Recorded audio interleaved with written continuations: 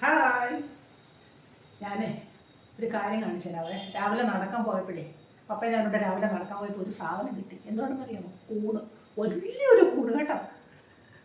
ഇത് നോക്കിക്കേ, ഞാനത് അരിഞ്ഞിട്ട് അത് അരിഞ്ഞിട്ട് ഷൂട്ട് ചെയ്യാൻ മറന്നുപോയി. ഞാനത് മുഴുവനെ ഷൂട്ട് ചെയ്യാൻ നിങ്ങൾക്ക് കാണിച്ചു തരാൻ മറന്നു. ഇത് കണ്ടോ, വലിയ കൂണായിരുന്നു കേട്ടോ. ഞാനതിനകത്തോട്ടെ ഉള്ളിയും ചെറിയ ഉള്ളി, പിന്നെ ഇതെന്നതാ പച്ചമുളകും, ഇത് ചെറിയ ഉള്ളിയാണേ, പിന്നെന്താ തേങ്ങയും, ഇത് ഇച്ചിരി മൂത്ത തേങ്ങയായിപ്പോൾ, ഇച്ചിരി പച്ച തേങ്ങയാണ് ഇതിൻ്റെ ടേസ്റ്റ്. ഇച്ചിരി ഉപ്പും,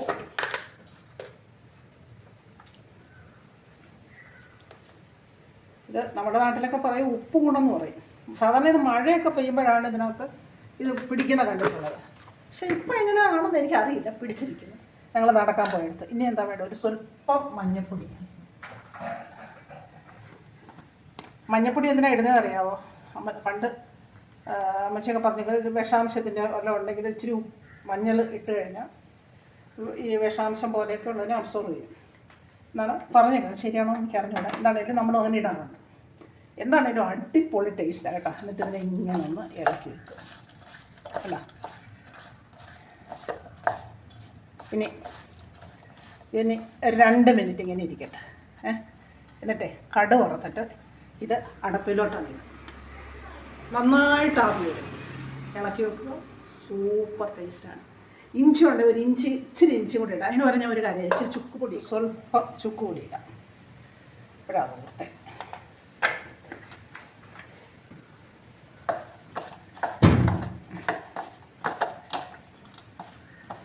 ഇതിനെ ഇരിക്കട്ടെ. 5 മിനിറ്റ് കഴിഞ്ഞിട്ട് നമുക്ക് അടപ്പ വെക്കാം. അപ്പം കാണിച്ചു തരാം കേട്ടോ. അപ്പോൾ ഓക്കെ, കാണിച്ചു തരാം. അടപ്പ വെക്കാം, അന്നേരം കാണിച്ചു തരാം. ഓക്കെ. പലപ്പോഴും ഞാൻ കൂണുതോരനൊക്കെ വെച്ചേക്കുന്ന പലരും ചെയ്യുന്ന ഞാൻ കണ്ടിട്ടുണ്ട്. കൂടെ മിക്കവാറും ആൾക്കാർ വെഴുക്ക് വരക്കുന്ന പോലെയൊക്കെയാണ് ചെയ്തിരിക്കുന്നത്. പക്ഷേ ഞാൻ ഈ ചെയ്യുന്ന കണക്ക് നിങ്ങളൊന്ന് ചെയ്ത് നോക്കണേ. ഭയങ്കര ടേസ്റ്റാണേ. ഞാൻ അതൊക്കെ പറഞ്ഞു തന്നല്ലേ, ഉള്ളിയും ചെറിയ ഉള്ളിയും പച്ചമുളകും ഇഞ്ചി, പിന്നെ കൂണും കൂടെ അരിഞ്ഞതിന് ശേഷം അതിനകത്തോട്ട് ഉപ്പ് ഒഴിച്ച് സ്വല്പം മഞ്ഞൾപ്പൊടി, തേങ്ങ കൂടെ ഇട്ട് ഇളക്കണം. 5 മിനിറ്റ് വെക്കുക. അതിനുശേഷം കടു വറുത്ത് നമ്മൾ പിന്നെ അടപ്പയിൽ കടു വറുക്കുക എന്ന് പറഞ്ഞാൽ അതിനകത്ത് ഞാൻ കടു വറുക്കാൻ പോവാം.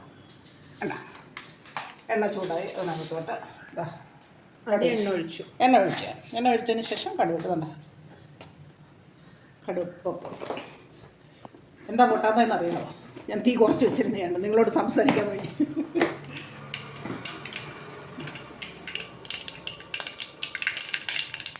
കടി പൊട്ടിയതിന് ശേഷം എൻ്റെ ഒരു വറ്റൽമുളകും കൂടെ എടുത്തതിനകത്ത് ഇട്ട് 2 കറിവേപ്പിലയും കൂടി ഇട്ട് അതിന് ശേഷം ഇതായി ഇതിനകത്തോട്ട് നമ്മൾ ഉപ്പ് തിരക്കി വെച്ചിട്ടുള്ള ഉപ്പ് മഞ്ഞൾപ്പൊടി കൂടെ വെച്ച്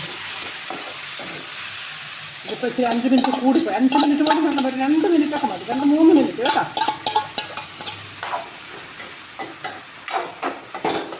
കൂണിനകത്ത് വെള്ളം ഉള്ളതാണ്, അതുകൊണ്ട് ഒരുപാട് നേരം വെച്ചാൽ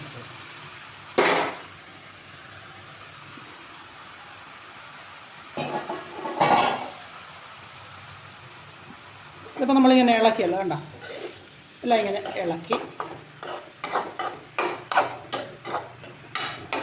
ചെറിയ തീയിലാ ഇത് ഞാൻ മിനിമം തീയിലാണ് വെച്ചിരിക്കുന്നത് കേട്ടോ. മിനിമം തീയിലാണ്. ഇതിരുന്ന് ഒരു 5 മിനിറ്റ് കഴിയുമ്പോൾ തുറക്കുക. നല്ല അടിപൊളിയായിട്ടുള്ള കൂണ് തോരൻ റെഡി. അപ്പോൾ ആവുമ്പോൾ കാണിച്ചു തരാം. നമ്മുടെ കൂണ് എന്തായാലും നോക്കാം. ആയിട്ടുണ്ട്. പിന്നെ ഇത് തുറന്ന് വെച്ചിരുന്നാൽ ഇതിൻ്റെ വെള്ളം ഒന്ന്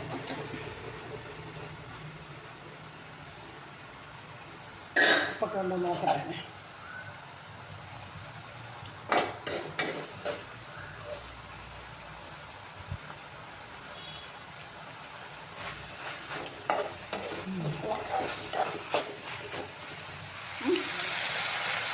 ഇച്ചിരി ഒന്ന് വെള്ളം വറ്റാൻ വേണ്ടിയാണ് ഞാൻ, വെള്ളമില്ല, ഒരു ചെറിയൊരു നനവ് പോലെ തോന്നിക്കുന്നില്ലേ, അതൊന്ന് ആകാൻ വേണ്ടിയാണ് വലിയ തീയിലിട്ട് ഇപ്പോൾ തന്നെ ഓഫാക്കും.